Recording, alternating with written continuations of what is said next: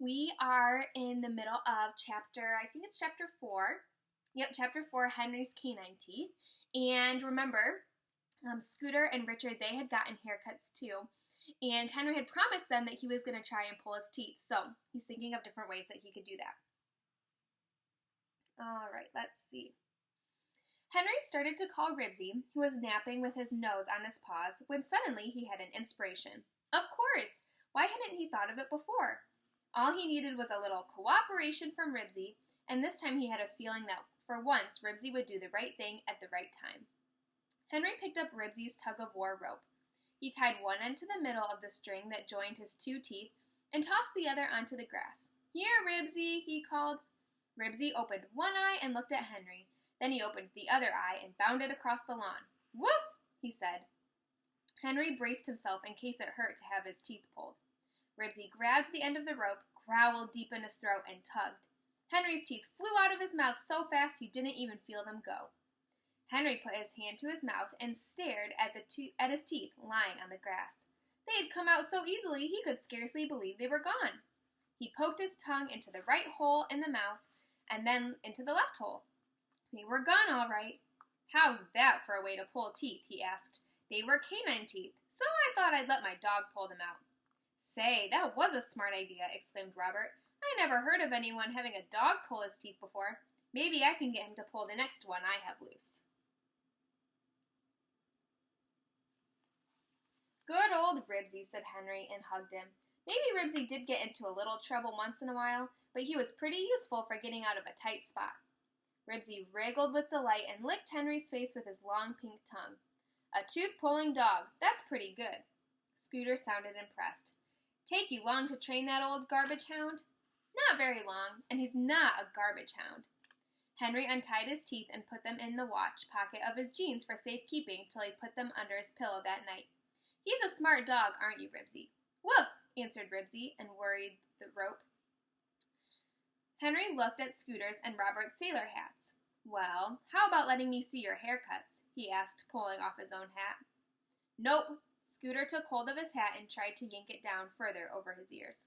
"Aw, come on, Scoot," coaxed Henry. "I pulled my teeth like I said I would." Robert snatched off his own hat, and he and Henry studied each other's haircuts. "Yours is better in front, but mine is better in back," Robert decided. "At least it feels better." Henry examined Robert's hair. It looked pretty bad, a little worse than his own, he decided, especially where it was gouged out over the left ear. "I suppose hair really does grow pretty fast," said Henry. "Anyway, we're better off than Scooter," observed Robert. "He's bald on one side. It'll take months to grow out." "No kidding," said Henry. "Really bald?" Then he and Robert began to laugh. Scooter looked even gloomier. "It's all right for you guys to laugh. You're in the same room at school and you can stick together, but I'll be the only one in my room who doesn't have a bad haircut." "Gee, that's tough," said Robert, but he didn't sound very sorry. "Sure is," agreed Henry cheerfully. What did he care about his haircut? As Scooter said, he and Henry could stick together. Then Henry had an idea. "Hey, fellows, look," he said. He turned on the garden hose, filled his mouth with water, and blew as hard as he could. 2 streams of water shot through the gaps in his teeth. "I bet you wish you could spit double," he said. Boy, oh boy, he still had something to show the kids at school, something besides his haircut. And we're actually going to start a little bit of Chapter 5 today, called Ramona and the PTA. Henry Huggins and Scooter McCarthy were riding home on their bicycles one day after school early in September. Ribsy, who always waited for Henry under the fir trees in the schoolyard, was riding in the box Henry had tied to the back fender of his bicycle. "You going salmon fishing this weekend?" asked Scooter, steering his bicycle through a pile of autumn leaves in the gutter. "I don't know. Dad hasn't said anything about it," answered Henry. "My dad took me on the Umptucka River last Saturday," said Scooter. "Catch anything?" asked Henry, trying to keep his excitement out of his voice. If salmon were riding on the Umptucka, maybe his father would go fishing next Saturday. "Well, I didn't exactly catch anything," said Scooter.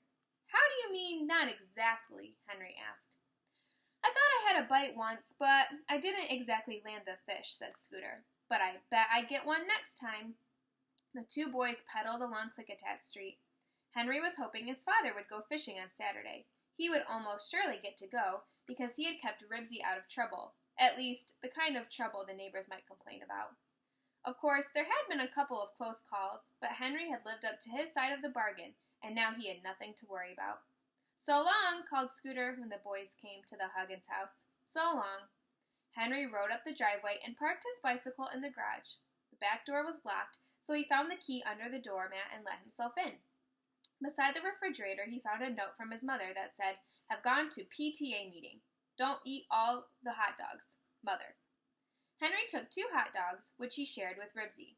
While Henry was eating his hot dog and thinking about catching a salmon, the doorbell rang. When Henry went to the door, he found Beezus and her little sister Ramona standing on the front porch licking ice cream cones. Ramona, who carried a square blue lunchbox in one hand, was having trouble managing her cone with the other. Her chin and the bib of her overalls were smeared with chocolate ice cream. "Hello, Henry," said Beezus. "Can you come over to my house and play checkers?" "Sure, that's a great idea," answered Henry. "I bet I can beat you." Checkers was one of his favorite games, and Beezus was a good player. She didn't take all day to make a move the way some girls did. Ribsy looked hungrily at the ice cream cones.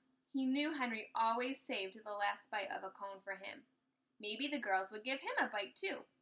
Ribsy swallowed and wagged his tail. "Go away," Henry said to him. "You can't have any of their ice cream." Ribsy made a whimpering noise. "What's Ramona carrying a lunchbox for?" Henry asked. "She doesn't go to school." "It's not a lunchbox," said Ramona, as a little river of ice cream dribbled off her chin. "It is, too, a lunchbox," said Henry. Beezus ran her tongue all the way around her ice cream cone. "Ramona's pretending it's a camera," she explained. "How can she pretend a lunchbox is a camera?" Henry wanted to know. "A lunchbox for a camera? What a terrible idea."